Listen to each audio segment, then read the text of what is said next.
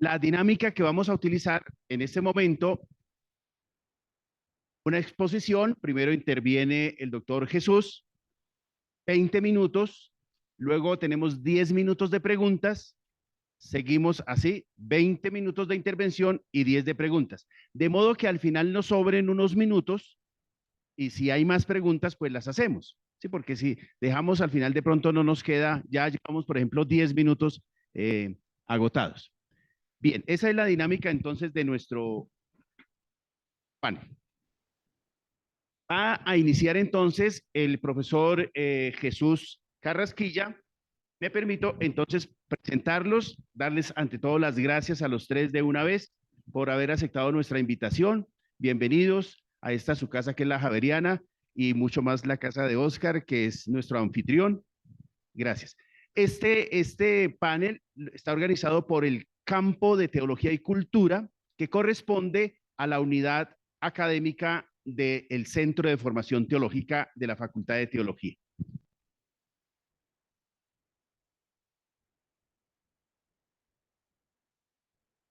Jesús Carrasquilla Ospina tiene estudios de doctorado en Filosofía de la Universidad del Valle, licenciado en Filosofía y Ciencias Religiosas por la Universidad Santo Tomás de Bogotá, licenciado y magíster en Filosofía en la Universidad del Valle, director del Grupo de Investigación de Humanitate, MinCiencias, categoría B, en la Pontificia Universidad Javeriana Cali, profesor de planta del Departamento de Humanidades de la Pontificia Universidad Javeriana Cali, tiene diversas publicaciones nacionales e internacionales sobre derechos humanos, interculturalidad, el problema del reconocimiento, filosofía de la religión y teología. Jesús, bienvenido y gracias por estar aquí. Tienes la palabra.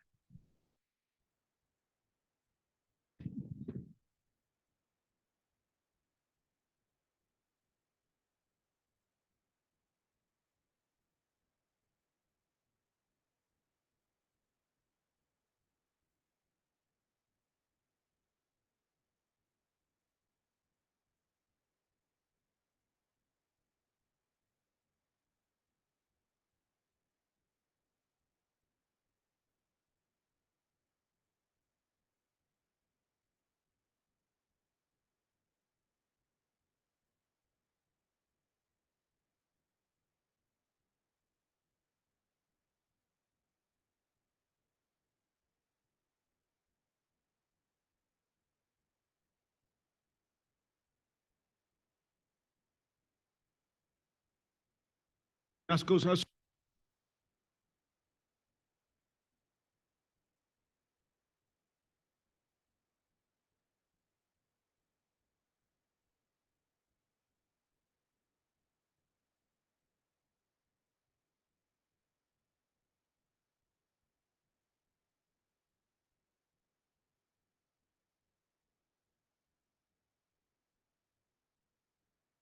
Gracias.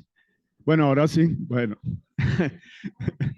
Gracias, me disculpan. Hay dos o tres autores que han inspirado un poco esta ponencia. Eh, Uno de ellos es Raymond Panikkar, en un texto que se llama Paz e Interculturalidad, que es un texto además que recomiendo mucho. El segundo autor es Monseñor, el padre teólogo famoso de los 90, Bruno Forte, y una obra que personalmente me marcó en esa década, que se llama La teología como compañía, memoria y profecía. Y esto entraría muy bien con todo el tema de interculturalidad, porque la interculturalidad lo que intenta es visibilizar esas tradiciones marginadas. Y yo creo que en el trasfondo, bueno, hay otra serie de autores allí como el texto de Olegario González de Cardedal sobre el quehacer de la teología hoy, que es un volumen bien grande y bien sesudo, pero me parece de mucha actualidad por ese diálogo de la teología con la cultura, con el mundo contemporáneo, con la filosofía, y me parece que es un buen texto también de referencia. Bueno, comienzo mi presentación. La he titulado El problema de las identidades en la interculturalidad entre la filosofía y la teología. Bueno, recuerden que es uno de los temas de moda o uno de los grandes asuntos que tiene que ver no solo con las identidades individuales, sino también con las identidades colectivas, incluso con todo el tema de las minorías raciales y sexuales. En el trasfondo hay una serie de autoras, incluso algunas las cito, Iris Marion June, en un texto famoso que se llama la justicia y la política de la diferencia. También estaría Nancy Fraser, pues famosa feminista norteamericana, más en la línea de la teoría crítica. Y bueno, tangencialmente no la trabajo más tanto en esta presentación. Puede estar Judith Butler, no solo el texto del género en disputa, sino también su tesis doctoral, Sujetos del Deseo, incluso que está publicada por editorial Amor Ortú, una editorial argentina. Bueno, comenzamos ya en forma. La naturaleza es un todo armónico constituido también por sus propias disonancias. La naturaleza es un todo armónico constituido también por sus propias disonancias. Esa frase con la que comienzo la presentación es de Raymond Panikkar. Ese es un poco el tono que le quiero dar a mi presentación. Una vez ve como el mundo en discordia o que le falta como musicalidad, pero este mundo tiene armonía también. Y yo creo que uno de los aportes de la interculturalidad es esa interacción. No absolutizar cada cultura, sino que las culturas interactúan. Y es lo que podríamos decir, híbridos culturales, hay mezclas y hay influencias mutuas. En primera instancia, la teología en su origen tiene un sentido, si se quiere, intercultural, que le permitiría dialogar con las tradiciones, la cultura, las ciencias y la filosofía. Estaba pensando en el texto de Teología Fundamental Contextual, que también ha sido un texto clásico, hablando de esa comprensibilidad de la teología, pero también de ese diálogo con la diversidad, con ese mundo plural. Y recuerden, ¿por qué hablo de que la misma teología tiene una dimensión intercultural? Por toda esta tradición histórica que tiene que ver con las teogonías, recuerden un poco del mundo griego, que tienen que ver también con toda la reflexión platónica en relación a la misma teología o en relación a los mitos, en relación a la misma poesía. Pero también un tercer momento sería la relación que plantea Aristóteles de la teología profundamente con la metafísica. O sea, esa tradición yo creo que incluso podríamos decir que la teología contemporánea sigue dialogando con ese gran foco.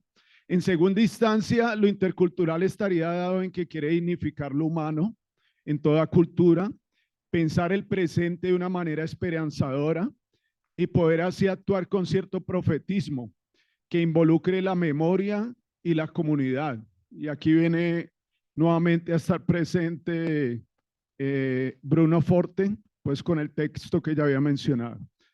Las sociedades contemporáneas son multiculturales, pero no necesariamente interculturales, pues esto implica tener apertura al otro, comunicación e influencia mutua.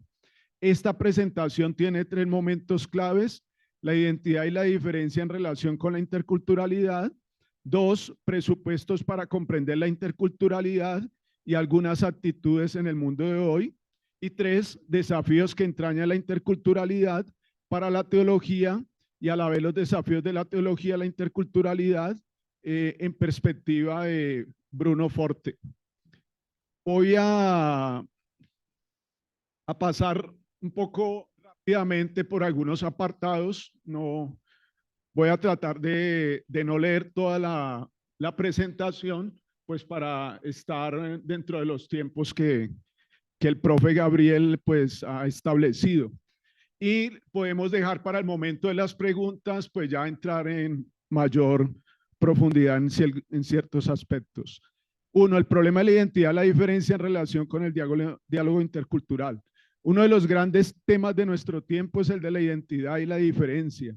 La identidad se construye en diálogo con los otros y esa identidad me habla del otro y de los otros. Recuerden que aquí hay como dos autores de referencia en estos temas.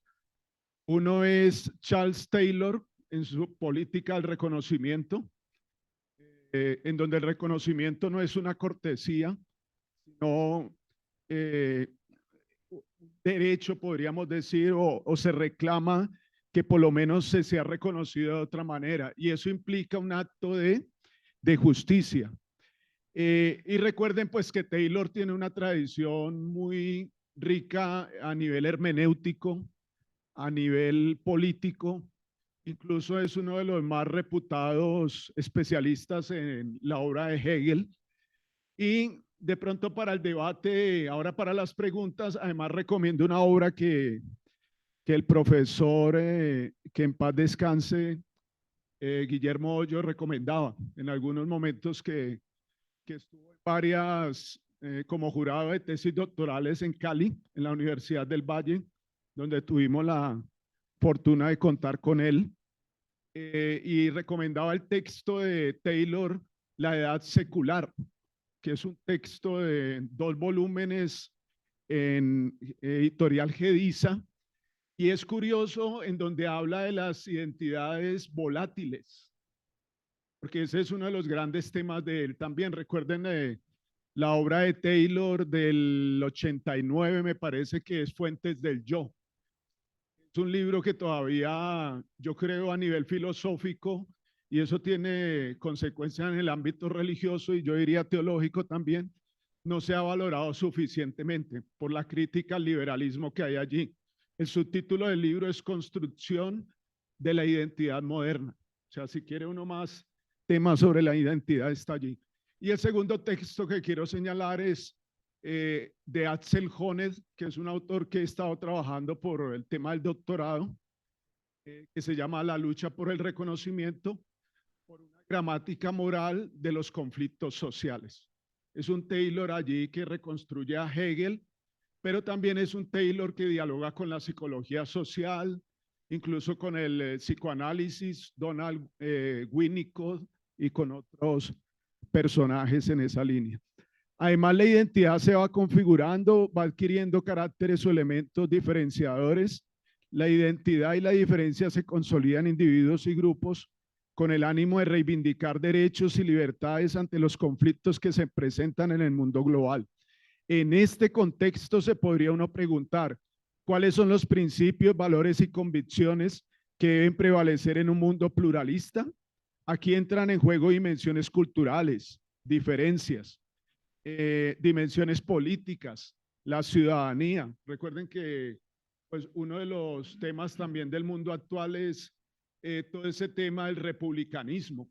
No es casual que sea uno de los nuevos temas en la agenda de la ciudadanía, autores como Philippe Petit y otra serie de autores en esa perspectiva. También hablamos del derecho, libertades para resolver conflictos.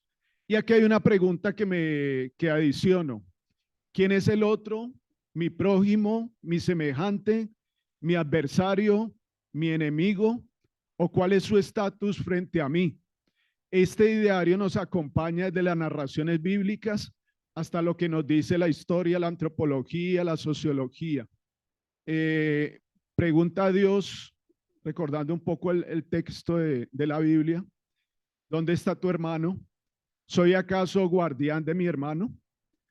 Considero que los primeros textos bíblicos como el Génesis se puede hacer una lectura intercultural también. Y aquí en la Facultad de Teología, pues ustedes tienen un trabajo muy interesante sobre lectura de textos bíblicos desde el ámbito intercultural. Yo incluso hablaría también de los salmos. ya en esta última parte que estaba seleccionando algún salmo que tuviera como más esa resonancia intercultural, no lo encontré, o de pronto al final puedo sugerir alguno. Estaba leyendo la versión del padre Pedro Ortiz, el jesuita, pues de la casa de aquí de la Javeriana, que tiene una traducción fabulosa de los salmos. Yo leo esos salmos en la versión que él tiene y es una cosa maravillosa. También del libro de Job, recuerden todo el tema del sufrimiento, la lectura que hace Gustavo Gutiérrez, este tema. Incluso recuerden que es antecedente de la literatura. Incluso cuando uno lee el Fausto de Goethe, pues se encuentra que hay una antesala allí ya en el libro. Yo a veces le digo a mis estudiantes en la Javeriana de Cali que el primer existencialista es Job. No es Kierkegaard, no es Sartre, no es Camus, es Job. Es, de alguna manera poniendo en cuestión su propia existencia. Bueno, el Evangelio de Lucas podríamos hacer una lectura también como un evangelio de la misericordia, de las parábolas. Un ejemplo que adelanto de interculturalidad, aunque Panikkar da unos ejemplos muy interesantes. Él habla de que a veces tenemos amigos que son de otras tradiciones y eso no trunca la amistad, sino antes uno valora más esos acercamientos. Panikkar pone un ejemplo muy bonito, el ejemplo del Concilio Vaticano II, donde la iglesia reconoce otras tradiciones, las valora. Ese es un acto de, si ustedes quieren, de interculturalidad, porque uno de los elementos de la interculturalidad tiene que ver con el diálogo. Panikkar le pone otro neologismo, o algo así, pero es muy interesante en ese sentido. Pero voy a poner un ejemplo de mi propia vida. Yo tengo pues ustedes saben, la Universidad del Valle es pública, pero yo me siento más javeriano que cualquiera, pues ya más de 20 años. Javeriana de Cali. Entonces yo comencé así jovencito, como muchos. Ya van pasando los años y mi amigo, que es ateo, me dice algo de lo que yo más admiro de los evangelios, las parábolas. O sea, que alguien que no es propiamente creyente dice, esas parábolas tienen algo, de lenguaje semítico. Yo creo que ahí también se puede hacer un ejercicio muy parecido al ejercicio que hizo Tony de Melo. Recuerden. Hay una beta en el encuentro. Interesante lo intercultural. Al no absolutizar ninguna cultura, está diciendo, abramos la posibilidad para dialogar, para podernos comunicar. Y termina habiendo una influencia mutua.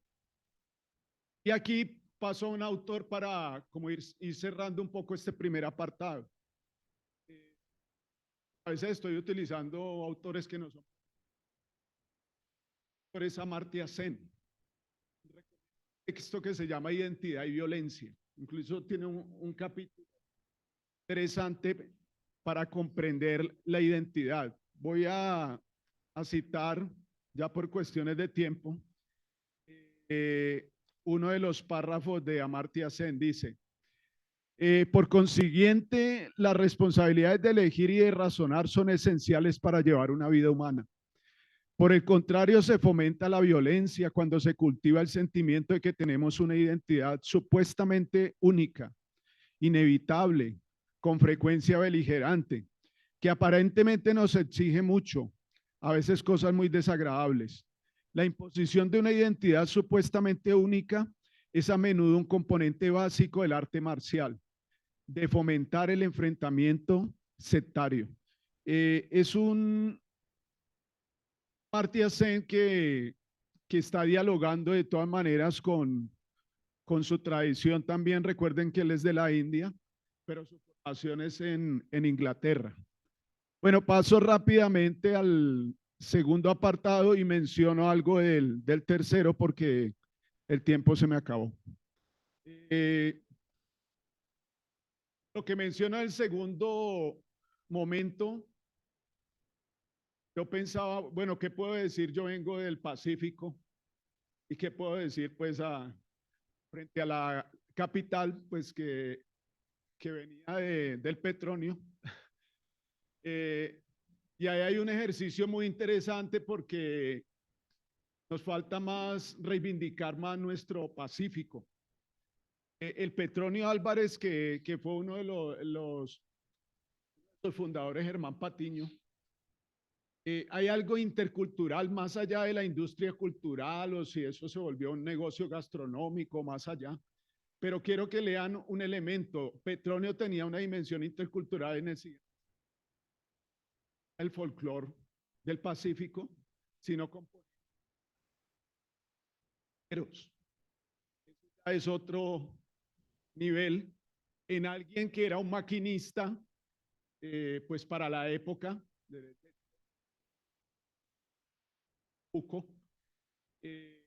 Petronio Álvarez Quintero, pero que le ponía esa musicalidad, pues que tiene la muerte, la celebran bailando, o sea, hay una alegría que vale la pena recuperar. Entonces, una de las grandes preguntas que yo planteo en este segundo apartado, en Colombia, a partir del 91, pues que habla de pluralidad y todo esto, nos falta lo indígena y lo negro. O sea, allí están presentes, los hemos terminado de asumir pues como colectivo o como nación. Por eso pongo ese ejemplo. El otro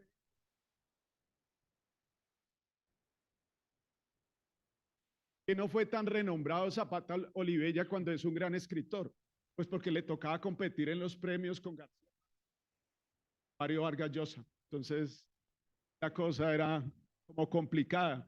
Incluso hice una indagación de poesía femenina, negra, y se va a sorprender ustedes de los hallazgos allí impresionantes. Tenemos, están allí, pero los hemos quedado. A invisibilidad, a la interculturalidad que se compromete con el otro. Y no, pues el segundo apartado era más referencia a Panikkar, pero termino con lo siguiente. Allí recomiendo un poco el texto de Sally McFay, recuerden el de Modelos de Dios, que yo creo que a la época de los 90 era como una especie de lógico. Ella dice una mayor valoración de la naturaleza, unida a una moderada admiración por la tecnología, el reconocimiento de la importancia del lenguaje, en consecuencia la interpretación y la elaboración intelectual en la existencia humana, la aceptación del desafío que otras opciones religiosas plantean a la tradición judeocristiana, el desplazamiento de lo masculino blanco occidental y la creciente relevancia de los desposeídos por razón de sexo, raza o clase. Una sensibilidad apocalíptica alimentada en parte por la conciencia de que vivimos entre dos holocaustos, el judío y el nuclear. Pero yo también estaba pensando en ese momento en Ucrania. Y quizá como hecho más significativo, una creciente apreciación de la interdependencia radical y total de todas las formas de vida a todos los niveles imaginables. Recuerden ese texto bellísimo de Modelos de Dios, Dios como amigo, Dios como madre, Dios como amante. Y lo último, ya para cerrar y estar con el tiempo de Gabriel, encontré una cita que es polémica, pero la voy a poner como de una manera provocadora, de Svetan Todorov, ya fallecido, pero también uno de los grandes pensadores del siglo XX, semiólogo, autor de textos como La vida en común, pero esta cita es predesplazado, que se lo recomiendo. Dice Todorov, condenar al individuo a permanecer encerrado en la cultura de sus antepasados presupone además que la cultura es un código inmutable, lo que es empíricamente falso. No todo cambio tiene por qué ser bueno, pero toda cultura cambia. El individuo no vive una tragedia por perder su cultura de origen, a condición de que adquiera otra. Lo constitutivo de nuestra sociedad es tener un idioma, no tal o cual idioma. Gracias a todos, muy amables.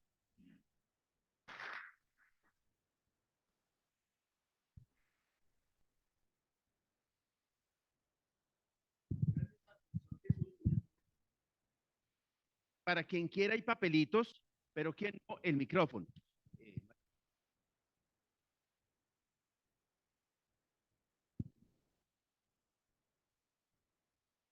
Gracias. Muchas gracias por la exposición, profesor. Ante todo, quería hacer un comentario y compartir una preocupación. El comentario tiene que ver con la pregunta ¿qué entendemos cuando hablamos de cultura? Porque me da la impresión de que en el mundo de las ciencias se maneja un concepto sociológico reductivo. Hablamos de la ministra de Cultura, pero después de Evangelii Nunciandi y Puebla, que se nos habla de evangelizar la cultura, yo creo que eso rebasa completamente la visión sociológica con que venía trabajando, por ejemplo, Gaudium et Spes. Y entonces mi preocupación va en ese sentido. Nuestra iglesia católica latina está enmarcada en un paradigma territorial.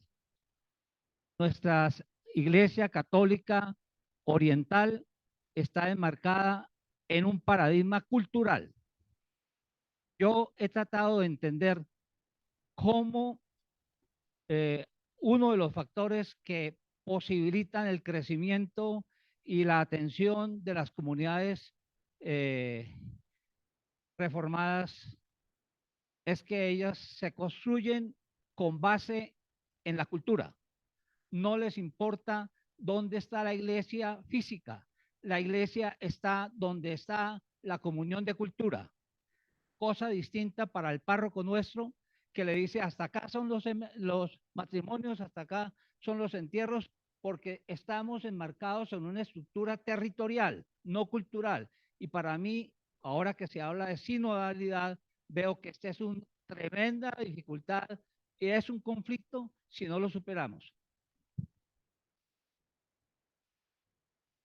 ¿Alguien más para que hagamos unas dos intervenciones? Gracias, profesor Carrasquilla. Estoy de acuerdo con usted cuando señala que nos metemos en un lío cuando las identidades quieren ser verdaderas, únicas y hegemónicas. Mi pregunta es si la teología, el quehacer teológico, sobre todo el nuestro, no ha legitimado de alguna manera esa afirmación y por lo tanto entonces lo que ha hecho es promover el statu quo. ¿Sí? Y no reconocer o visibilizar otros sujetos, otros pueblos, otras culturas y por lo tanto otras teologías que son de base. Así es. Bueno, eso usted damos la palabra. Bueno, semejantes preguntas pues darían para otra ponencia, pero genial, buenísima.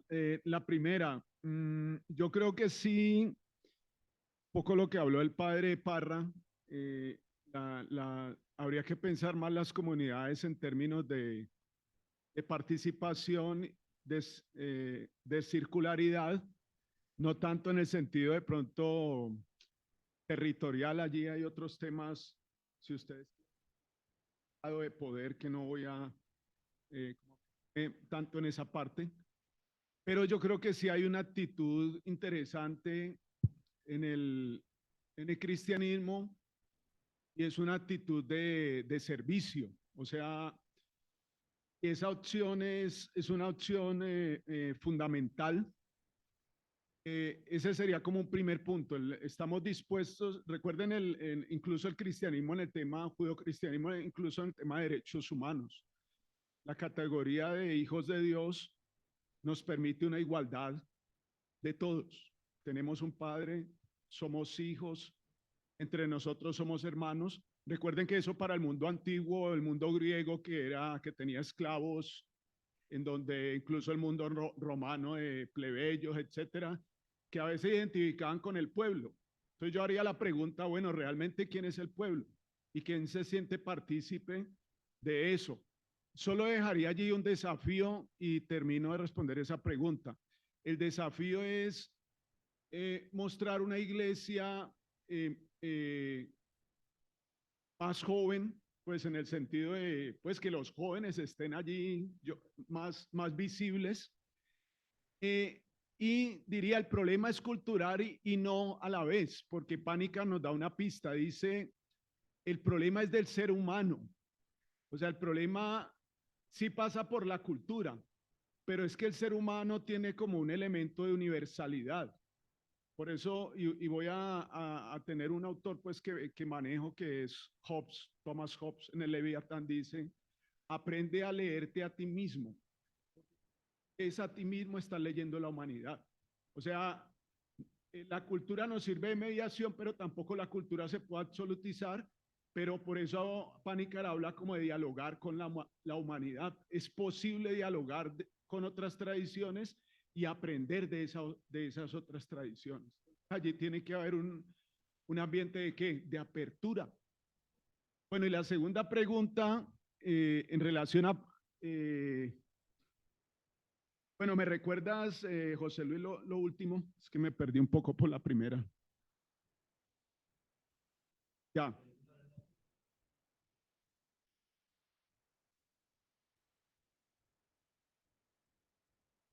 Bueno, yo diría, bueno, hay diversas maneras de hacer teología también, ¿sí o no? No sé si me estoy saliendo por la tangente. Puede que algo sí, pero yo veo en la teología también una capacidad de diálogo. Puede ser que haya legitimado ciertas cosas, pero también una capacidad de diálogo. Yo vengo, pues, como ven, un poco del mundo filosófico. Yo a veces me pongo a ver las revistas de teología, incluso teológica javeriana, y yo veo una audacia allí para asumir ciertos problemas del mundo contemporáneo, que a veces, disculpen, pues, si algún filósofo o filósofa se sienten tocados, que a veces a los filósofos nos cuesta. Nos cuesta también, ¿por qué? Porque tenemos una tradición que pesa mucho. Yo le digo a los estudiantes, bueno, sí, dijo Aristóteles, sí, pero ¿qué dijo Aristóteles? Bájele la autoridad a Aristóteles, porque cuando usted dice dijo Aristóteles, usted no lo va a criticar ni va a argumentar. Pero ¿qué fue efectivamente lo que dijo Aristóteles? Eso sí yo puedo entrar en discusión. Entonces hay una audacia en la teología. No estoy evadiendo la pregunta que me parece que a veces desafía. Ese es un diálogo intercultural que yo incluso propondría entre filosofía y teología, que tienen tradiciones muy comunes. Termino con la frase de Forte. Es connatural a una fe como la cristiana que está animada por la pasión del anuncio y por eso mismo provocada por la variedad de las situaciones y de las culturas. No tengáis miedo, ni os asustéis, pues dice la Biblia. En lugar de eso, en vuestro corazón reconoced al Mesías como al Señor, dispuestos siempre a dar razón de vuestra esperanza a todo el que os pida una explicación. Termina Forte. Yo creo que no hay otra opción sino el testimonio. Ser testigo de una teología diferente, de una iglesia diferente, más comprometida o más inserta en el mundo de hoy. Gracias, profesor Jesús, muy amable.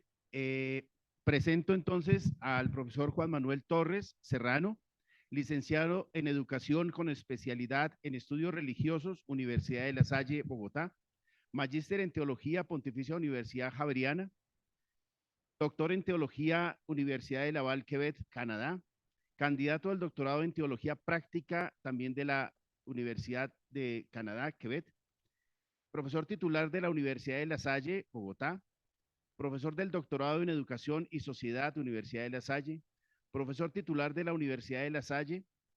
A nivel de pregrado ha sido profesor catedrático de Teología Sistemática en el Seminario Mayor de Bogotá, la Fundación Universitaria San Alfonso, la Universidad Santo Tomás. A nivel de posgrado se ha desempeñado como profesor catedrático de Teología Práctica en el doctorado en Teología de la Pontificia Universidad Javeriana Bogotá y en la maestría en Humanidades y Teología Universidad Católica de Manizales. Sus campos de investigación, producción teológica han sido la cristología y la soterología latinoamericana, la teología práctica y los métodos de correlación, la teología narrativa y la educación religiosa escolar. Juan Manuel, tienes la palabra. Gracias, Gabriel, y gracias a ustedes, gracias a la invitación de la facultad. Víctor, yo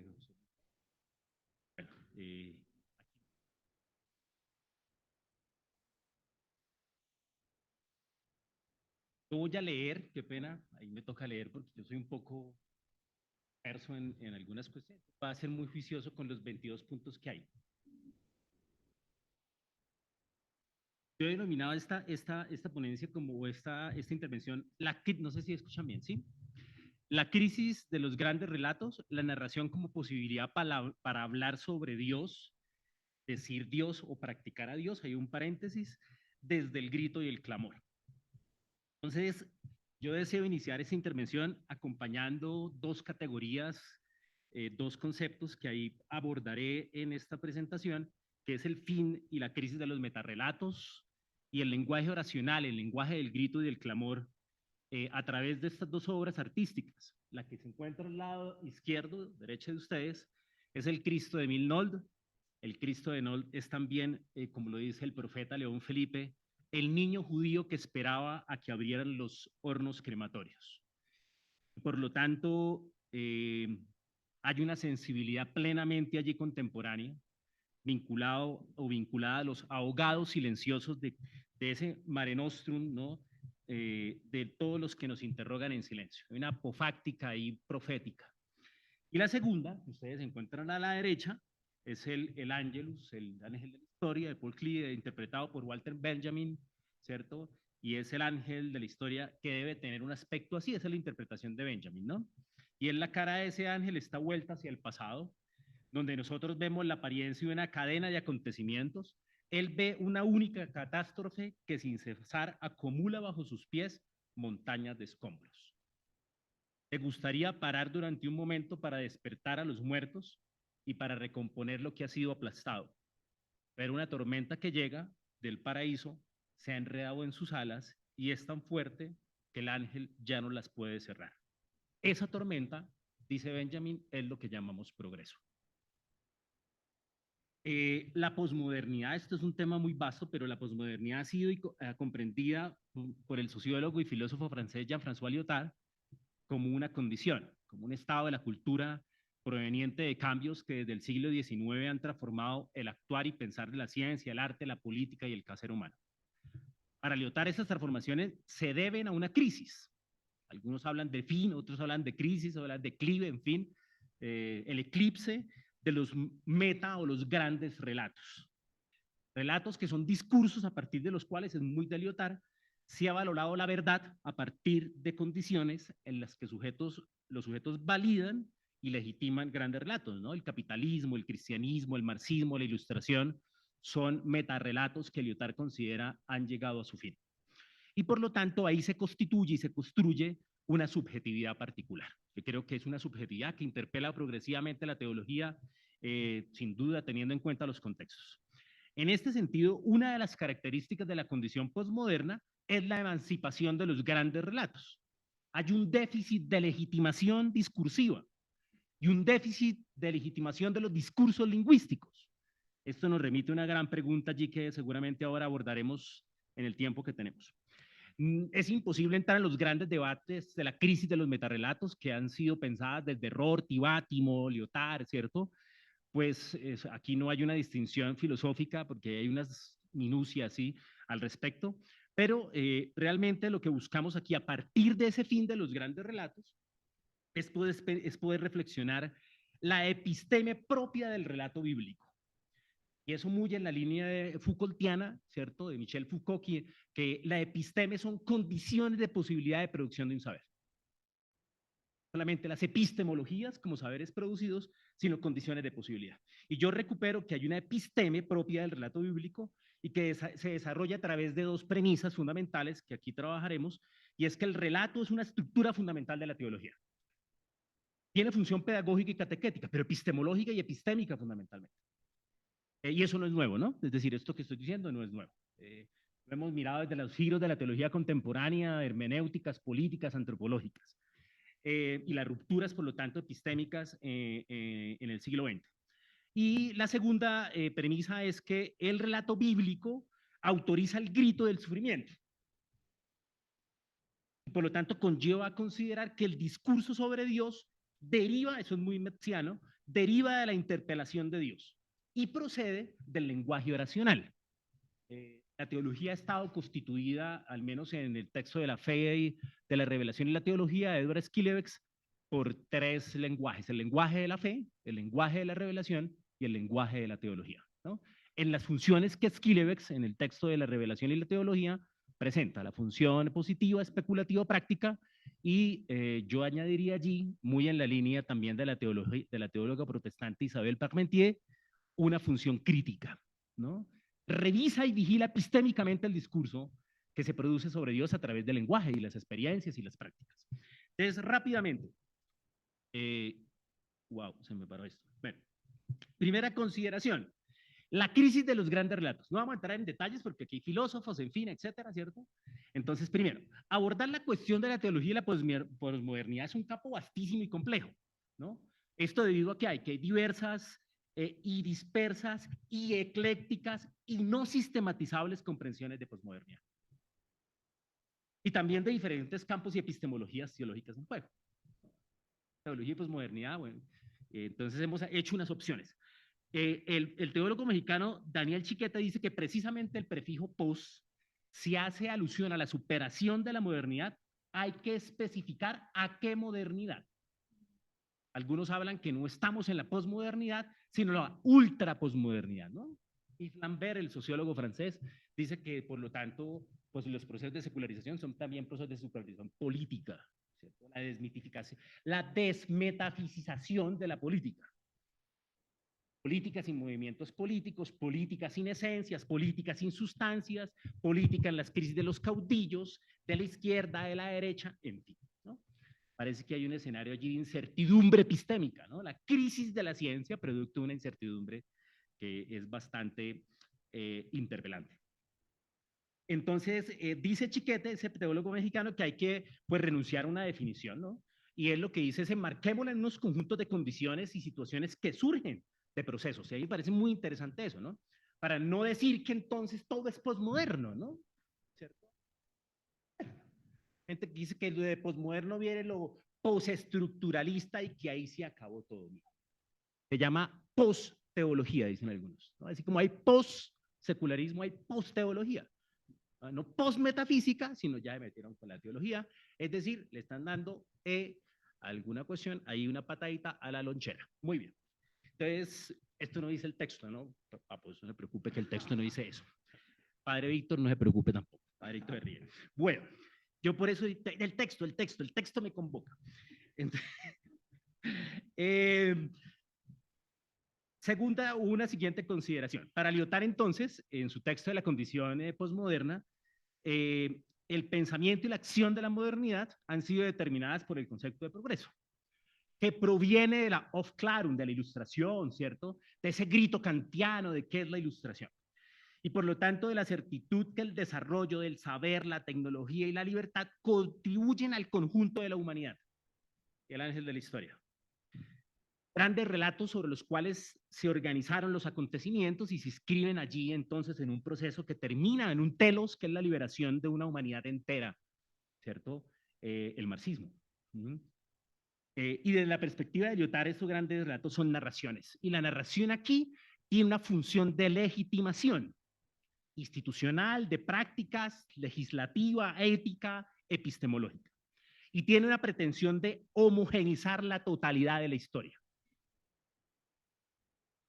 Lyotard dice que estas narraciones, por lo tanto, se legitiman en un acto originario, no se legitiman en un acto originario fundacional, sino, muy mitológico, sino en un futuro que se ha de producir, un espacio futuro, una promesa de plenitud, dice Lyotard en la condición posmoderna, ¿no? Información o informe sobre el saber se subtitula ese texto.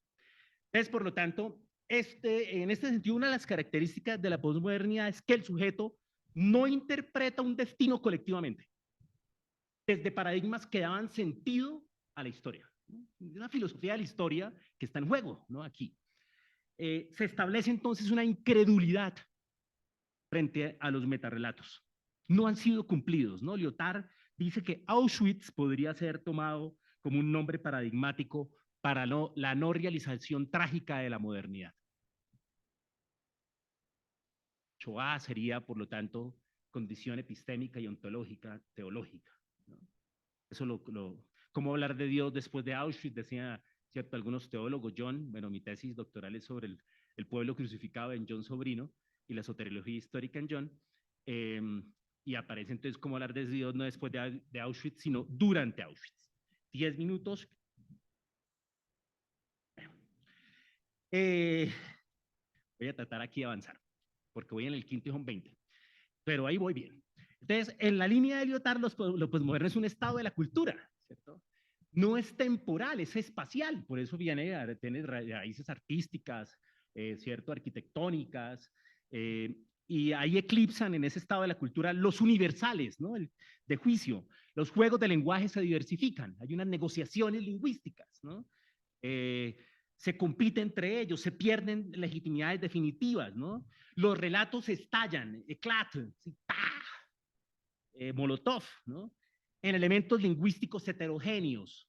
Ya es complicado pensar aquí, salto eclesiológico, que seguramente lo seguiremos pensando, en categorías eclesiológicas como pueblo de Dios, cuerpo, ¿cierto? La categoría pueblo, de cuerpo, en términos eclesiológicos, de comunidades, sino aparecen reflexiones sobre multitud en términos de Negri y de Hart, ¿cierto? Minorías que no son atrapables y que quieren siempre ser minorías, ¿no?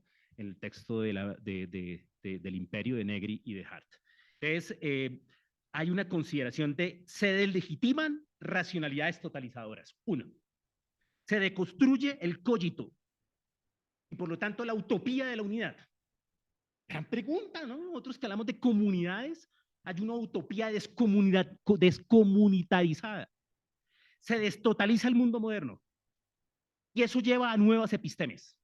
Foucault dice en términos de la episteme, recuerden ustedes que en esa teoría general de toda la ciencia, Foucault, en la vida y la experiencia y la ciencia, dice que no es precisamente una teoría de la ciencia, es analizar la normatividad interna de las diferentes actividades científicas y cómo han sido practicadas y de lo que las ha hecho históricamente posibles. Eso es muy interesante. El salto de la epistemología a la episteme. Y eso tiene que ver con análisis muy serios en términos postestructuralistas como la de dispositivo. Como la de dispositivo. Ya van a ver ustedes que esto no es un esnovismo teológico y que nos prestamos y nos hipotecamos lenguajes para hablar bonito, como decía el padre Nelson Medina, que en pro, ¿cierto?, de ser significativos nos descafeinizamos. Entonces, por eso la episteme, yo insisto, la episteme propia viene del relato bíblico que nos hace recuperar una relectura de los pequeños relatos, de petits histoires, ¿cierto?, de las pequeñas historias.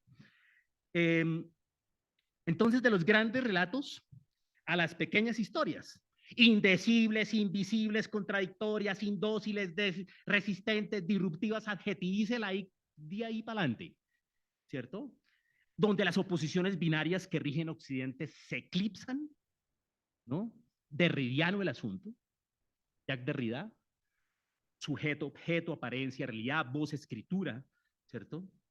Dice Vázquez, Adolfo, un filósofo, que por lo tanto algunas características se diferencian estos microrelatos de los macro.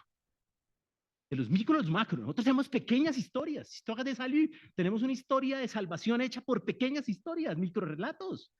Las tramas y las ficciones singulares, a través de los cuales se dio, en términos veterotestamentarios, ¿qué?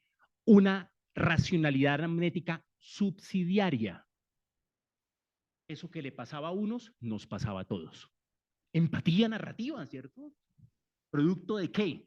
De un relato contado. Usted dice Vázquez que hay algunas ahí, yo no las voy a decir, pero adelante, porque es que si me pongo a nombrarlas, aquí se me acaba el tiempo.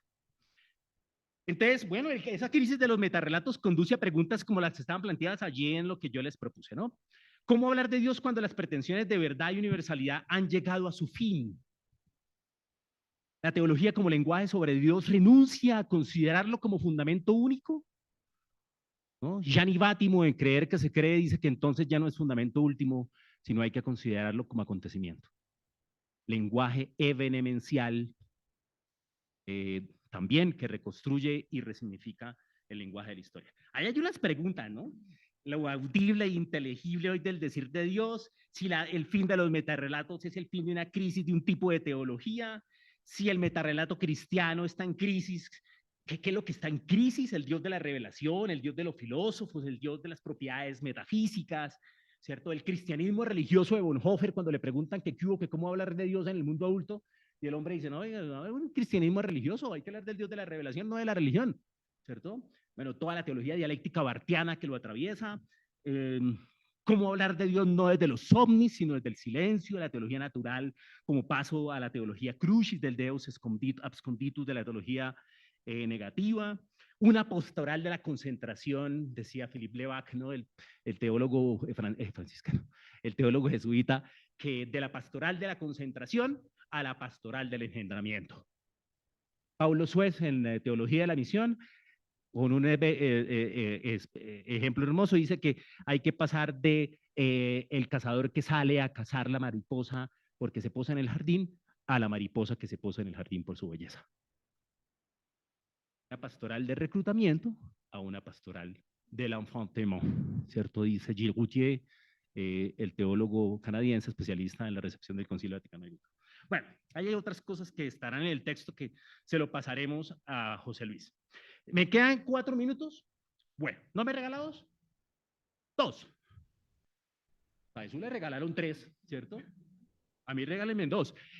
Segunda consideración y final. La episteme del relato bíblico que autoriza el grito, el lenguaje de la oración, ¿no? Entonces, Metz, en su libro de Memoria Pasiones, declara la crisis de Dios como crisis del lenguaje. Es una crisis moral, dice Metz, pero es una crisis del lenguaje. Dice que, bueno, que hay unas consideraciones interesantes en torno a ello. Pero eso tiene que ver con que el relato no solamente es para hacer pedagogía y catequesis, sino que es la estructura fundamental de la teología del relato. Eso es una vuelta muy importante, porque es desinstrumentalizar el relato. Por lo tanto, hay que contar eso de lo cual no se puede hablar. El relato es un recurso para contar lo indecible. La especificidad, es decir, el relato permite contar la especificidad de la relación entre Dios y los seres humanos. Esa relación requiere el relato. El mundo bíblico está marcado por ello, ¿no? Hay 2 tensiones, ¿no? Los autores de los textos bíblicos a la tensión entre el plan de Dios y la realidad desordenada. Decía José María Siciliani que la intriga y la ficción fundamental, en términos muy de los que conocen a José María en su Barranquillero, que era que Dios se acercaba y el hombre se alejaba. Dios quería seducirlo y el hombre se resistía a la seducción. Y ahí está la intriga. El relato surge cuando hay manque, cuando hay falta, sesbue, ¿cierto? Si hay falta, es porque el relato responde precisamente a esa cuestión del sufrimiento. Por lo tanto, el relato engendra o tiene un carácter paradójico y aporético. El relato reenvía el tiempo, se presenta situaciones particulares, miren, le petit récit, y a partir de ella abre a lo posible la escatología presentista de Metz, ¿no? A los acontecimientos, a la irrupción. Una aporía fundamental que responde entonces el relato es el discurso sobre Dios. Es aporético, ¿cierto? Y por lo tanto paradójico. Voy a terminar. Miren, ya me avisaron, ahí está en el... Esto es muy interesante. Elizabeth Parmentier, en un texto que tiene sobre el estatus epistemológico, epistémico del relato, dice que el relato cuenta a Dios, pero lo redice en su identidad desde perspectivas diversas. No busca definirlo a través de conceptos. Por lo tanto, esa diversidad de relatos para nombrar a Dios hace eco a la diversidad de decirlo humano Hay distancia y proximidad. Lo decía el profe Jesús ahora. Es un lenguaje de hospitalidad y autoriza el grito del sufrimiento. Grito que no es tematizable ni teorizable. Y con esto entonces paso al siguiente punto. Y es el lenguaje de la oración. Hay más, pero después seguramente que lo hablaremos. Dice Metz que el lenguaje de la oración, recuerden que el relato autoriza el grito, el lenguaje de la oración, a diferencia del lenguaje de la fe, es más abarcante.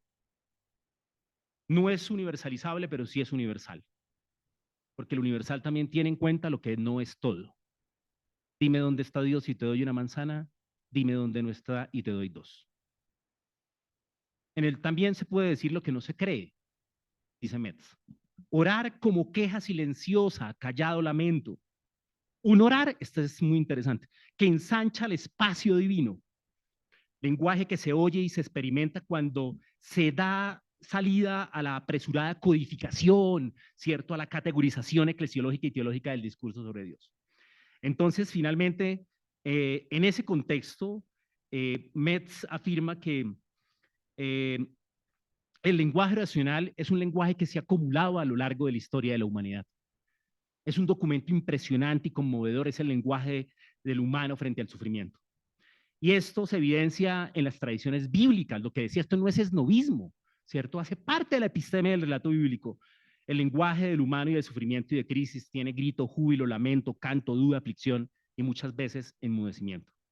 Es por eso que el lenguaje de la oración, ya voy a terminar, está que me avisan, es universal y dramático y es rebelde y no es adaptativo, es indócil, ¿cierto? Eh, el lenguaje oracional prohíbe eh, muchas veces esas absolutizaciones lingüísticas y es pasión por Dios. Esto me encanta y con esto termino. Es patos o es patos. Distancia. Y por lo tanto es un clamor, es impotencia de la criatura, un clamor que se resiste por ideas a priorísticas de Dios con argumentos filosóficos trascendentales, ¿cierto? Y por lo tanto imprime, y con esto ahora sí termino, estoy como el círculo de hermanos Gasca, ya.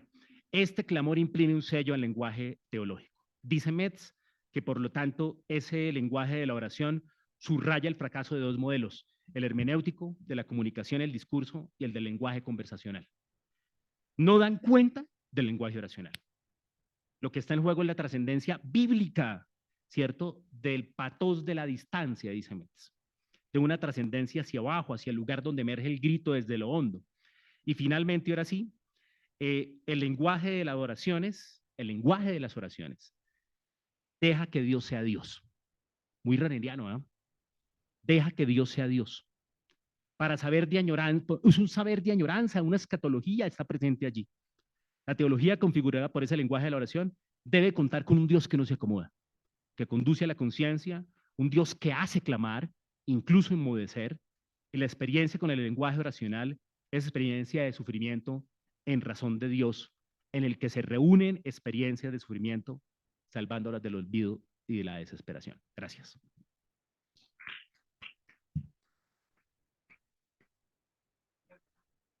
Manuel, muy amable. Entonces abrimos la oportunidad de preguntas.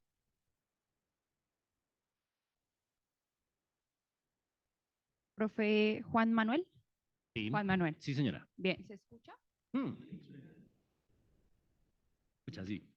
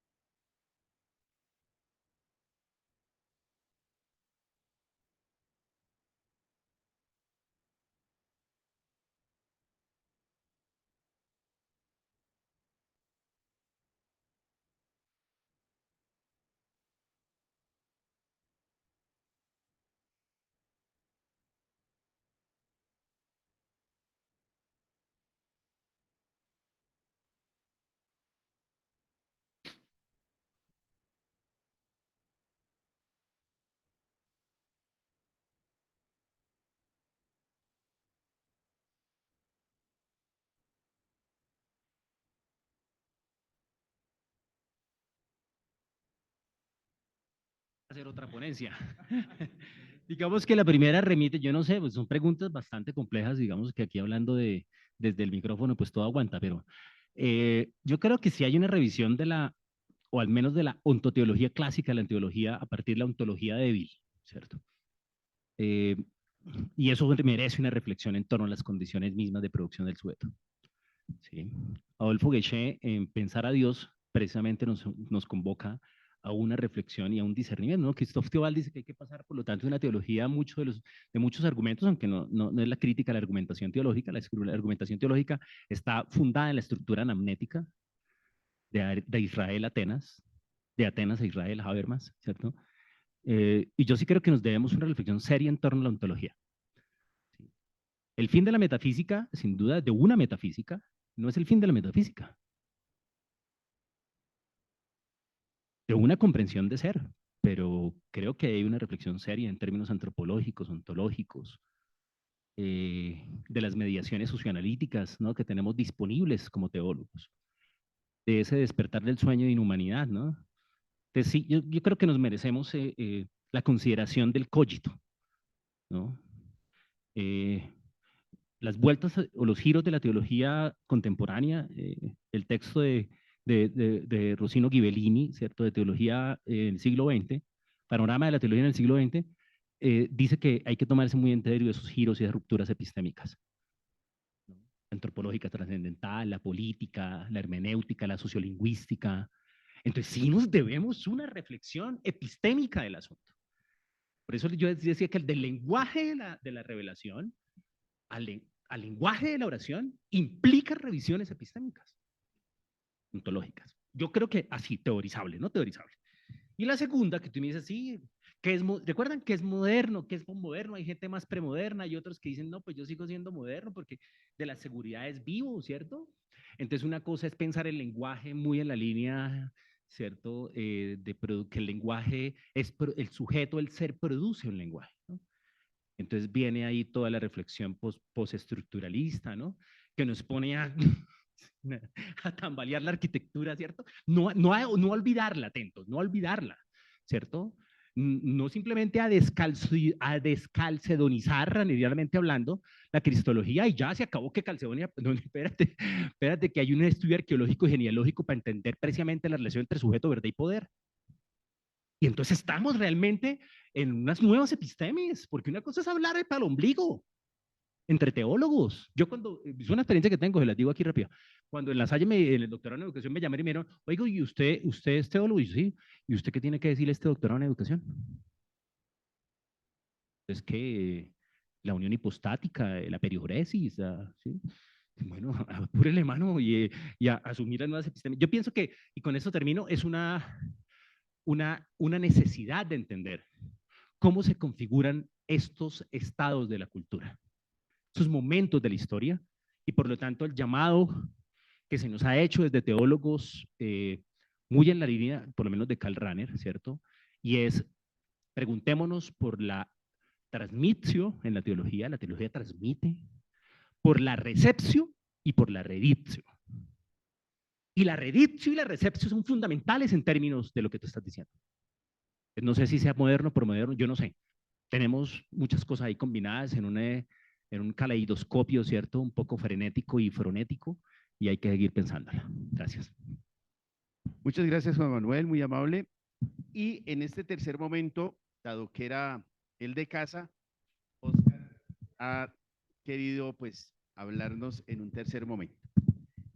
Oscar Albeiro Arango Alzate, magíster en teología, profesional en teología, comunicador social, periodista, especialista en acompañamiento a personas, familias y comunidades afectadas por violencias, especialista en derecho canónico, candidato al doctorado en teología de la Pontificia Universidad Javeriana, coordinador del proceso de formación permanente Pro Vidas, promotores de vida, reconciliación y paz, profesora e investigadora asistente del Centro de Formación Teológica de la Facultad de Teología, miembro del Grupo de Estudio e Investigación ICTUS de la Facultad de Teología de la Javeriana, coordinador del Diplomado Permanente de Acompañamiento y Escucha a Personas, Familias y Comunidades afectadas por las violencias que se desprenden del conflicto armado interno. Oscar, bienvenido, tienes la palabra.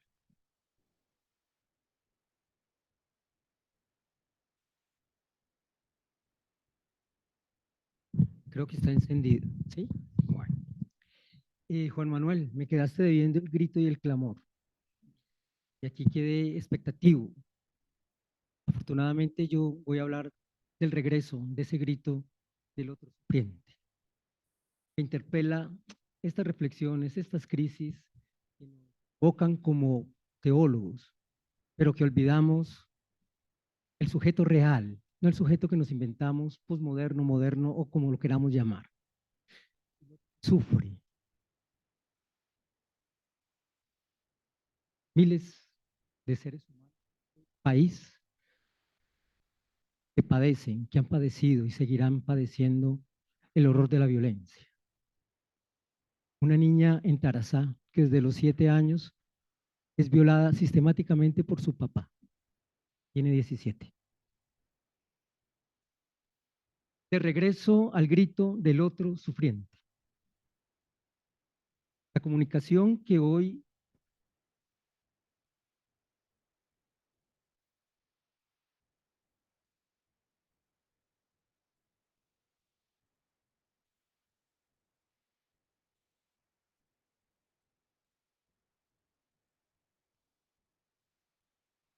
de humanidad que se impone como signo de estos tiempos de seguridad, tiempos de peligro, tiempos difíciles que estamos viviendo, tiempos para los cuales no estamos preparados para enfrentarlos, la totalización de la barbarie, como decía Benjamin. El camino desde donde hoy se impone configurar lo humano a partir de la barbarie. Aparte, escucha su grito. Desarrollaré la expresión dolor, sufrimiento, que hace referencia al cuerpo real, en su dimensión personal, social, cultural e histórica.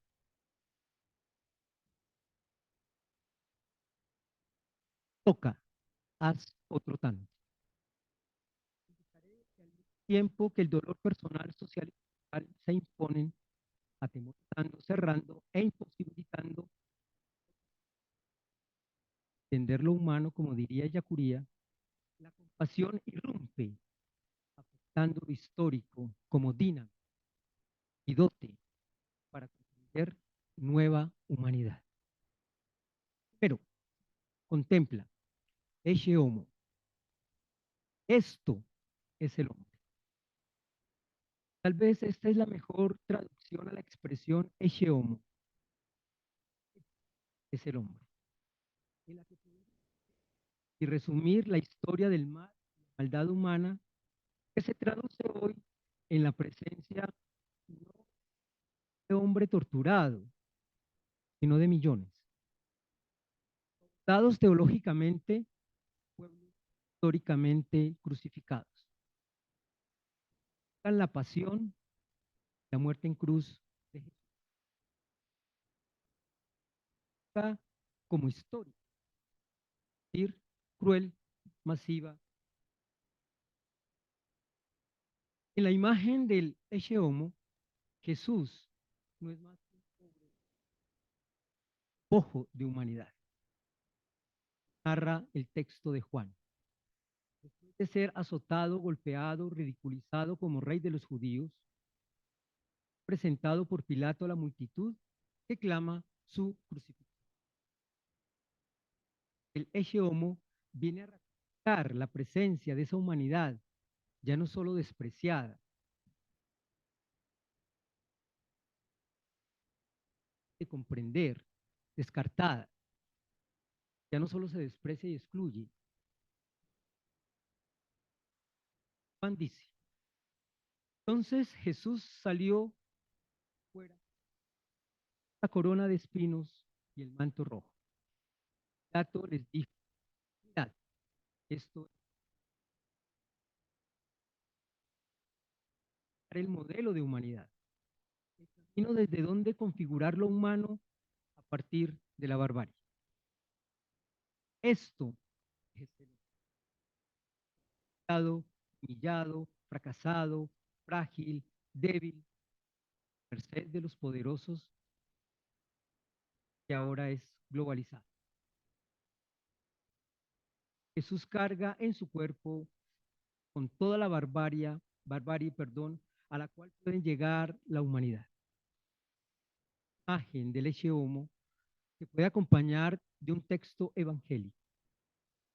El hombre bajaba de Jerusalén a Jericó,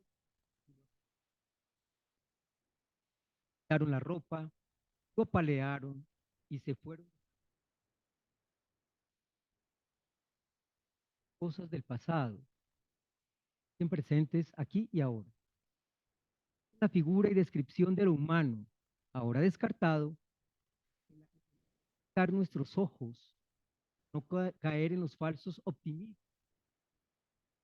avance científico, el progreso biotecnológico,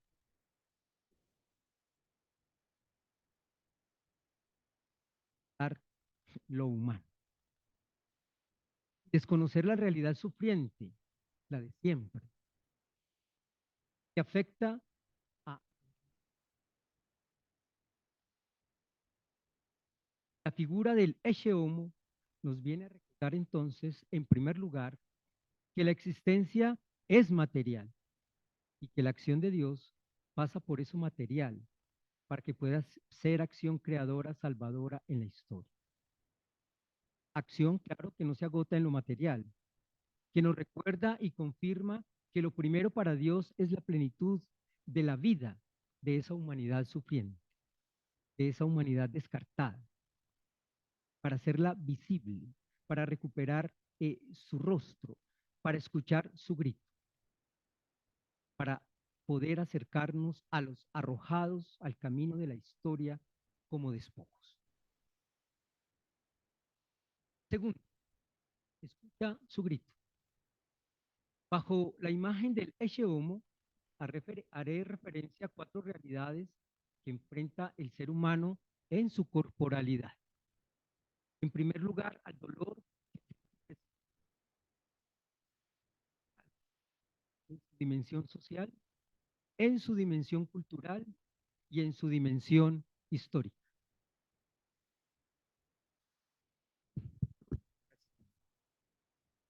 Primero, dolor personal. El dolor es inherente al hombre por su condición finita, contingente y caduca. Es consustancial a la vida. El vivir es dolor, porque la experiencia de la contingencia no la podemos descartar. Decir que se es finito indica que no se posee del todo la vida. El dolor da razón de este devenir, de este constante cambio, de esta constante dinamicidad.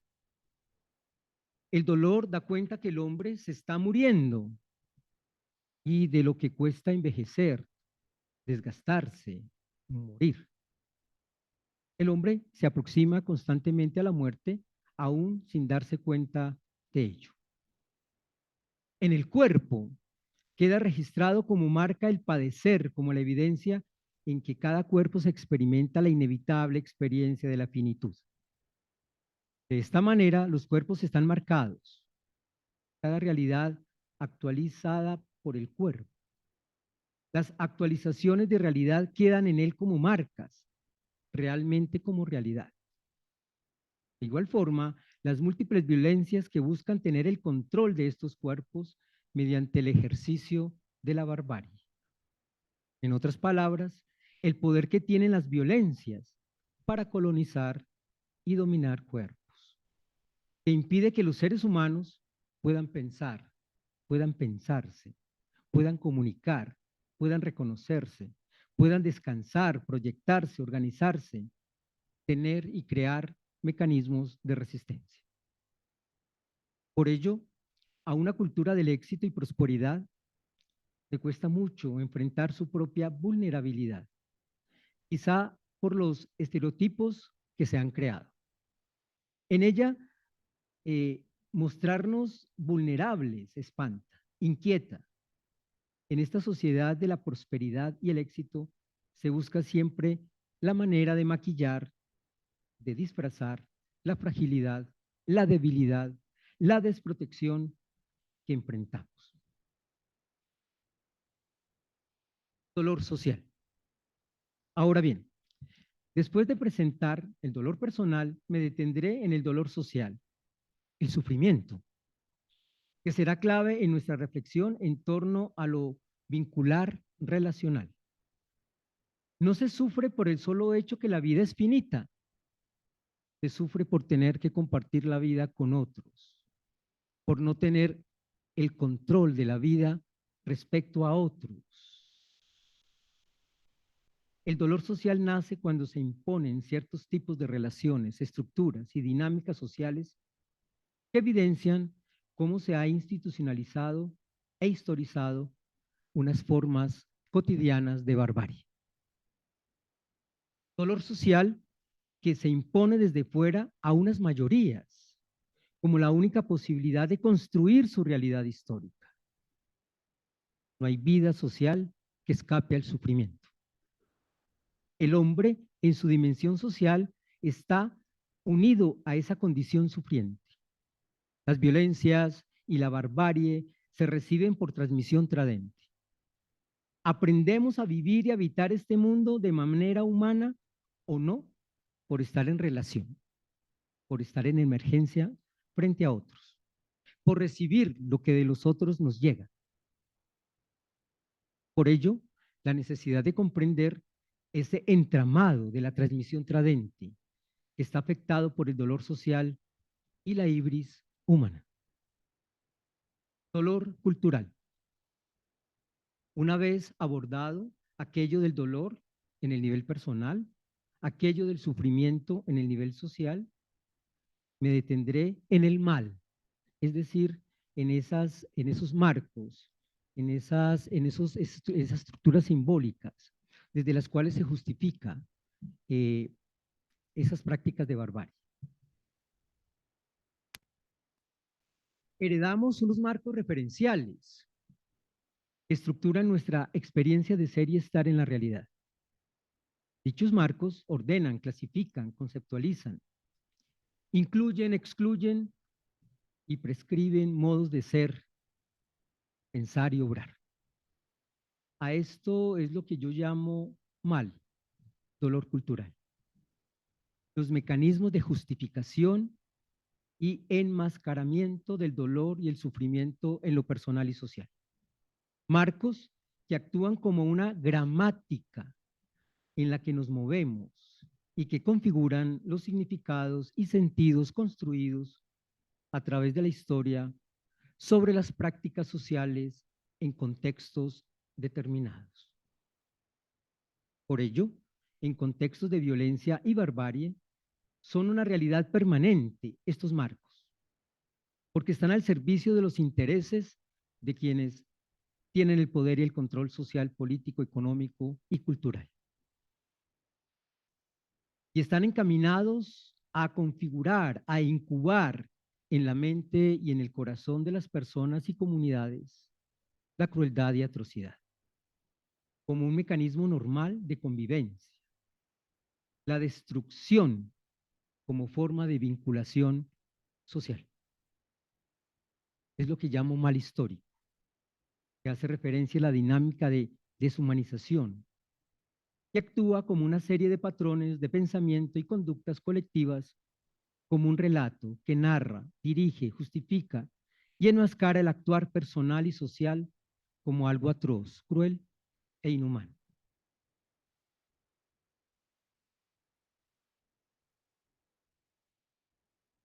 Dolor histórico.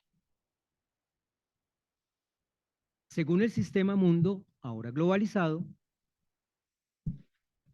estos marcos referenciales, esa estructura cultural, no es determinante, es provisional. Según el sistema mundo, la historia ha llegado a su fin y la humanidad no tiene nada más que esperar. Es mejor dejarse llevar por las fuerzas que jalonan la historia y entregarse a la prisión del miedo, que supone el sometimiento personal, social y cultural. En otras palabras, hacer parte de la ciudadanía global del miedo. Personas y comunidades encarceladas en la prisión del peligro. El riesgo potencial Un mundo donde unos pocos están a salvo, el nosotros, pero muchos no lo están, los otros, los descartados. Entregarse al miedo y al pánico construido culturalmente y controlar la vida de los descartados del sistema mundo. Por ello, se hace necesario escuchar, ver y tocar a contrapelo lo que pasa en la historia de los crucificados del sistema mundo ahora globalizado. Permitir que su grito y rostro hablen, cuenten, hablen de sus procesos de imposibilitación que se les ha impuesto por siglos. Cómo han habitado la prisión del miedo como una construcción personal, social y cultural. Prisión del miedo presentada como proyecto de seguridad. Tercero, a manera de no conclusión. Toca, haz otro tanto. Al mismo tiempo que el sufrimiento marca y controla los cuerpos e impone una única posibilidad social, cultural e histórica de entendernos como humanos, este mismo dolor personal, social, cultural, histórico, une y hermana. Sí, es contradictorio, pero el sufrimiento nos hermana. El sufrimiento genera caminos, procesos de solidaridad fundamental creadora. Es la pasión compartida. Es aquello que llamamos compasión. Es verdad que por el dolor y el sufrimiento el hombre está desfigurado, pero es verdad que por el sufrimiento se generan procesos de solidaridad fundamental creadora, pasión compartida. La compasión como posibilidad de nueva vinculación nace de la escucha del grito del otro que sufre, de aquel que ha sido descartado. Es lo que nos interpela, lo que nos hace reaccionar desde las entrañas, la solidaridad fundamental creadora. La compasión que actúa en este sentido como un principio configurador de humanidad, de nuevas antropologías, que sale de los límites del sí mismo y sus procesos de mismificación, de esa creencia que se tiene de conocer al otro al referirlo a los marcos referenciales donde el otro es el modelo, donde el sí mismo sabe del otro, pero desde sí mismo.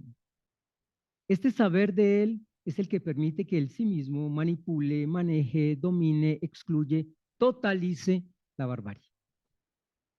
Que desconoce desde esas falsas expectativas tecnológicas la realidad sufriente que afecta a mayorías de seres humanos en este tema mundo ahora globalizado.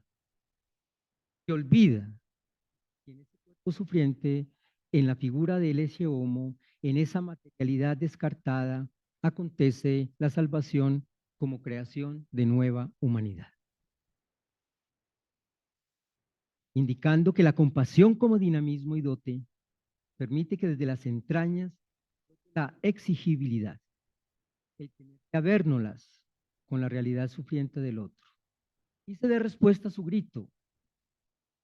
Entrega a contemplar la imagen del hecho homo que está de vuelta en estos tiempos de peligro, para dar una reflexión antropológica, una respuesta al grito del otro que sufre. Gracias.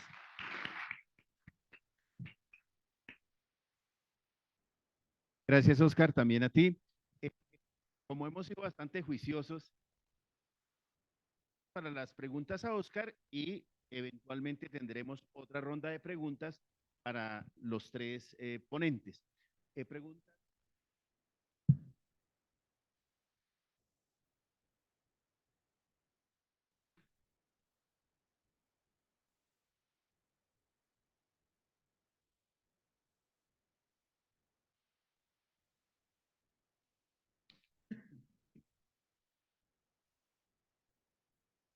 Así, probando. Sí. La pregunta sería,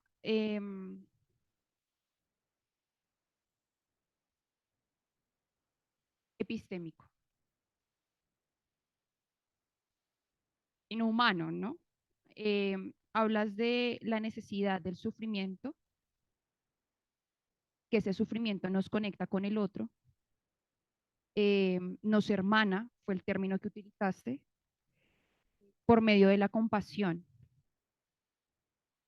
o generar o crear una teología de la compasión cuando aún persiste el dolor, cuando aún nos vemos como víctimas, nos sentimos víctimas. Haría yo como teólogo, bueno, yo no soy teólogo, como teóloga, haría yo como teóloga, invadiendo un dolor, hago un llamado a esta posibilidad de cierta salvación, posibilidad de creación de nueva humanidad. Pero si yo estoy en el dolor, ¿cómo puedo ver esa resurrección? Como, vuelvo y digo, no es una pregunta teológica, una pregunta humana.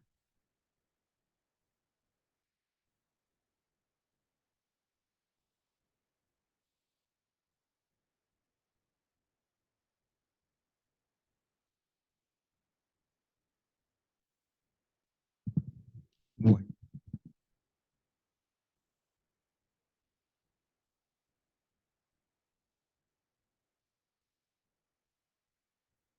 han caído muchos en otros más. No siempre se reinventa. La modernidad capitalista siempre reinventa. Pierde. Siempre está en desarrollo y progreso. Siempre nos está hablando de éxito o prosperidad. Ahorita es muy de moda en nuestro cristianismo. Prosperidad y serás feliz. Pero el sufrimiento está allí. El dolor siempre está allí. Lo interesante de esto es que somos materialidad. Y a veces se nos olvida nuestra materialidad, nuestra finitud.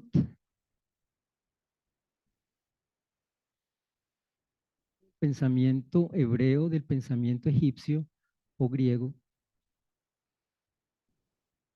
La antropología era de inmortales. El pensamiento hebreo es diferente. Finitos. Vamos. Este fin de semana en Cartagena, terminando un proceso, iba totalmente superpoderoso a llevar a cabo la tarea que me había. Tuve que enfrentar mi finitud, enfermedad. Y quedé contemplando mi enfermedad, disfrutando de mi enfermedad. Se nos olvida que lo que me conecta contigo, con el otro, con la otra, es mi finitud, mi vulnerabilidad. No hay poblaciones vulnerables, somos vulnerables. Entonces tenemos ese mal hábito de decir, es que esta es población. No, tú y yo somos tan vulnerables como ellos. Lo que pasa es que en ellos hay mayor vulnerabilidad por unos sistemas sociales, económicos, que evidencian más su enfermedad, que evidencian más el desgaste, que evidencian más que se está muriendo. Tenemos en común que somos cuerpo. Porque tenemos que enfrentarnos con otros y otras que deciden, que inciden, que afectan, que condicionan mi ser. Crear unos vínculos que no siempre son unos vínculos que esperan, que me esclavizan, me colonizan y me dominan. Y como digo en la ponencia, hoy me descartan porque ya ni siquiera soy digno de ser explotado. Dolor. Espérame que voy con otra porque es que hizo como 3 en una. Dolor. Dolor no para ponerme en el dolor del otro. Es un poco arrogante cuando una persona dice, voy a ponerme en los zapatos del otro. No, deja tu arrogancia. Nunca podrás sentir, nunca podrás apropiar lo que el otro y la otra está sintiendo. Pero sí puedes compartir.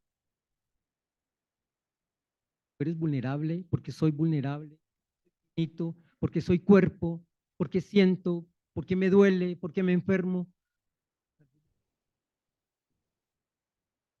Entonces aquí pasamos de ponerme en el lugar del otro a dolor, el pato, que también habita en el otro, que también configura el otro y la otra.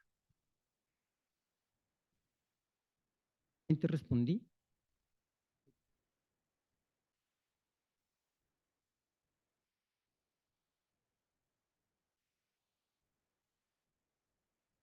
Eh, Al escucharte yo pienso mucho, o bueno, me haces recordar mucho a esta idea de la densidad de la historia, ¿no? Cómo la densidad de la historia es la que realmente nos hace, como tú lo mencionaste muy bien, contemplar. De alguna manera, pienso mucho también en algo que rastreabas por ahí de Yacuría, a mi mente, y es si contemplamos, si encarnamos esa densidad de la historia, y en últimas, apelando a Yacuría, si hacemos ejercicio de esa inteligencia sentiente que es la que realmente nos moviliza intramundanamente. A propósito que tú hablabas un poco de metafísicas o de post, interesante ahí hablar de una metafísica intramundana. De esas metafísicas, espiritualidad caminamos, ¿cierto? ¿Y hacia qué espiritualidad? No en las nebulosas, sino precisamente esas espiritualidades intramundanas que algo intuías ahorita, ¿no? No ser tan hipócritas y tan arrogantes frente al otro, sino desde la corporalidad inclusive. Entonces, la pregunta en concreto es cómo esa densidad de la historia pasa por nuestras corporalidades, y corporalidad en cuanto a idea y construcción de cuerpo, cuando tenemos una racionalidad, pero cuando no hay racionalidad es por los impactos que la densidad de la historia genera en los cuerpos y las heridas que deja. Y de esas heridas, ¿hacia qué espiritualidades caminaríamos? ¿O hacia qué posibilidades de sentido último caminaríamos?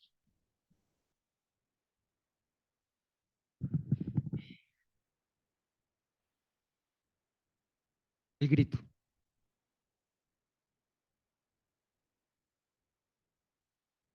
Esto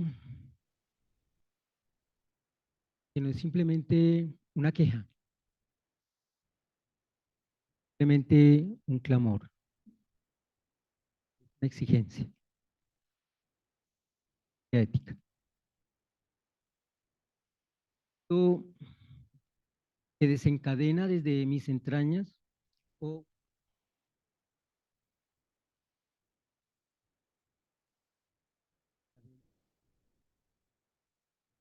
a él o a ella, que grita, la pasión, el patos.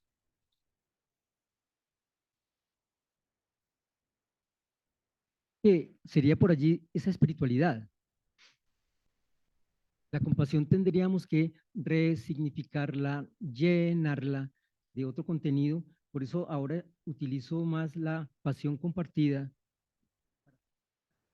de sentido. Esto que estaría dinamizando y dotando en términos yacurianos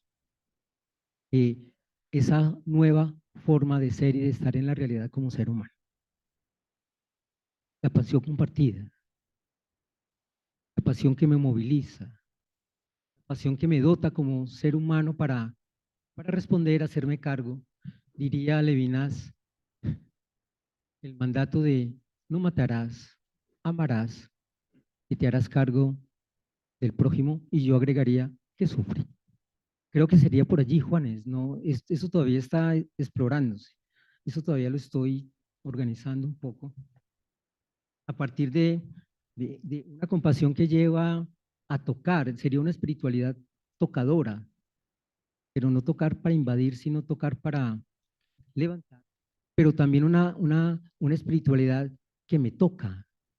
Es decir, que el otro también me salva, me cura, me levanta, me devuelve y me hace recuperarnos como seres, como sujetos vivientes. Yo creo que por allí sería pensar esa espiritualidad como un proyecto, como un estilo, como una forma de ser y de estar, como una forma de dar más y mejor de sí, para que la realidad vaya creciendo, no al abismo, sino que vaya hacia su realización última y plena.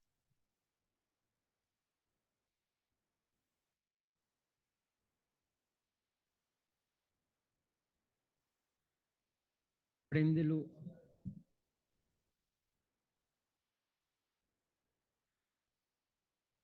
Vale, no, es que me encantó esa lectura viendo del dolor y el sufrimiento. Bueno, no sé, tal vez si pensamos una teología desde estás postulando, sé que estás trabajando muchísimo el tema, pero me llama la atención el asunto ahí cómo podríamos tramitar o gestionar la lectura de lo kenótico, ¿sí? De la nitsomai, de sentir con el otro, porque si construyo mi dolor, el dolor colectivo, ¿sí? Desde el sufrimiento que he experimentado, desde el dolor propio y el encuentro de todas esas experiencias hace una posibilidad de comprensión de las circunstancias y la situación del otro. ¿Cómo podríamos pensar el paso más allá? Yo entiendo lo que estás diciendo, puede ser un poco soberbio, pretender decir me pongo en el lugar del otro porque es imposible como tal existencialmente asumirlo, aunque tengas la mejor actitud del abandono. Pero ¿cómo dialogas ahí? Porque quizás lo diferencial de la teología cristiana con respecto a las otras teologías es ese vaciamiento, ese anonadamiento. Y entonces recuerdo el himno cristológico, ¿no? Que es como el eje transversal. Y Pablo diciendo a la iglesia de Filipos, hagan lo que hizo Cristo. O sea, si pretenden hacer el camino del seguimiento cristiano, el cual, siendo de condición divina, no retiene el ser igual a Dios, sino que hace los momentos, que lo sabemos todos claramente desde la teología, ¿no? Ese primer momento de la negación a sí mismo, que es paralelo con Lucas, ¿no? Niéguense a sí mismo y con Mateo y tomen su cruz cada día. Y esa negación obviamente es lo que más cuesta si se quiere, ¿no? Hacer un camino auténtico desde la espiritualidad.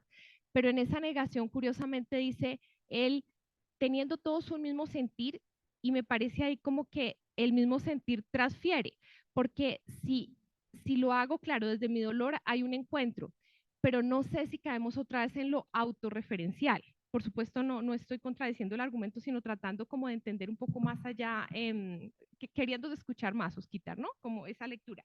Porque termino a partir de mí mismo leyendo, claro, la realidad del dolor del otro.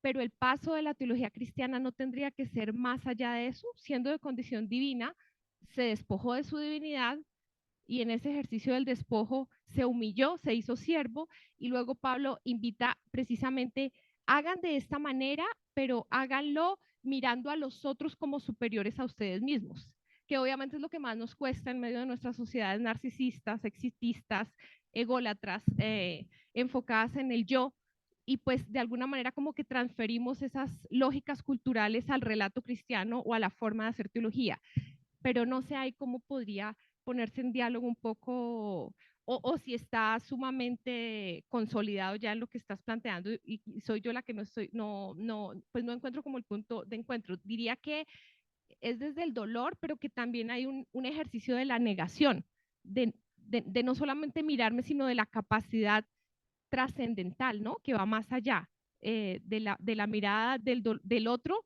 desde mí, sino del otro desde el otro. Ok, eso. Listo. Jenny, kenosis es una palabrita bien compleja.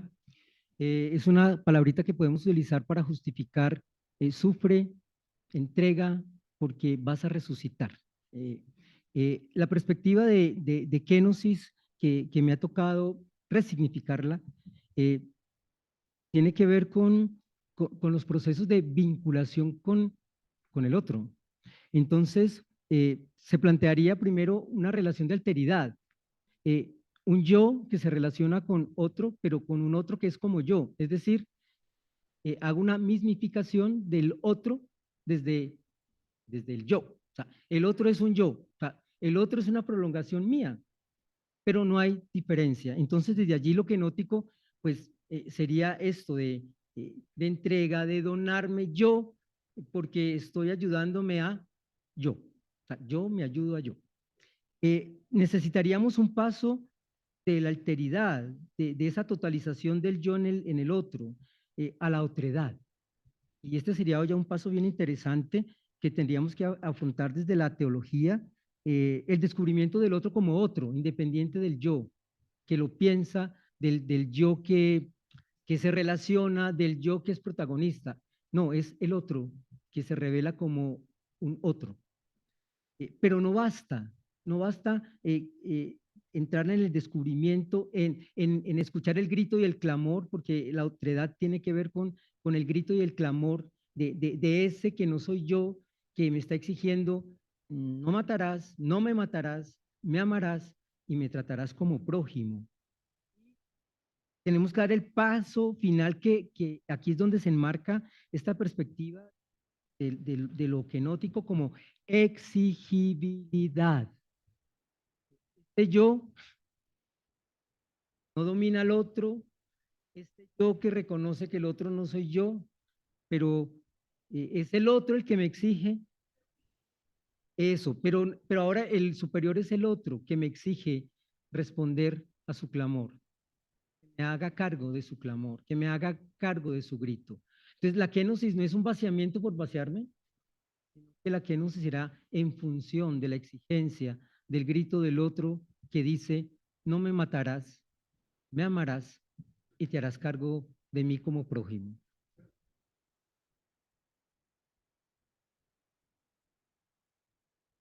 Gracias. Bueno, sobre todo era para, de pronto para los tres, de acuerdo a lo que expusieron cada uno, ¿sí? Me quedaba un poco, cuando hablaba el profe Jesús sobre el reconocimiento, sobre todo el reconocimiento del otro, no como cortesía, sino como acto de justicia, ¿sí? El tema del relato como la narración o el recurso para contar lo que es indecible y lo que nos ha contado ya Osquita sobre las cuatro dimensiones del cuerpo y del sufrir. Me queda un poco la pregunta y lo hago sobre todo que ya que los tres panelistas son colombianos, ¿cómo integrar, cómo comprender y articular el informe de la Comisión de la Verdad, el informe final de la Comisión de la Verdad a la teología colombiana? ¿Sí? Siendo ese un gran relato que se hace desde las víctimas que han sufrido, que han sufrido la violencia de manera directa, ¿sí? Cómo integrarlo a la teología y que no se nos convierta simplemente un discurso, que no se nos convierta simplemente en un texto de pronto que lo abordamos académicamente, sino que realmente tenga una inferencia, una injerencia con la teología, ¿sí? Eso de manera particular. Eso es al que lo quiera responder, pues, y desde su perspectiva. Bueno, yo me adelanto un poco. Dos respuestas y un comentarios de algo que dice Panikkar. La primera es pequeños relatos de las pequeñas experiencias, esas nuevas narrativas que están allí presentes en el informe de la Comisión de la Verdad. Sería valorar mucho esos relatos, esas experiencias.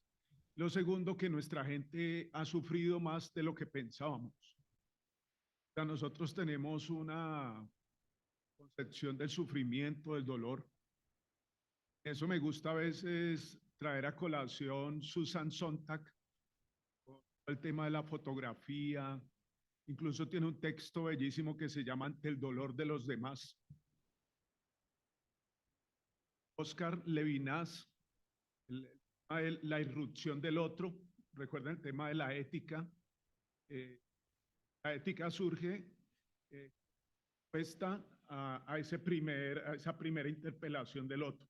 No es simplemente cumplir un deber o una obligatoriedad. Y lo ilumino con Panikkar. Panikkar plantea 5 momentos en relación de actitudes interculturales que son aislamiento e ignorancia, o sea, lo intercultural no aparece como problema todavía.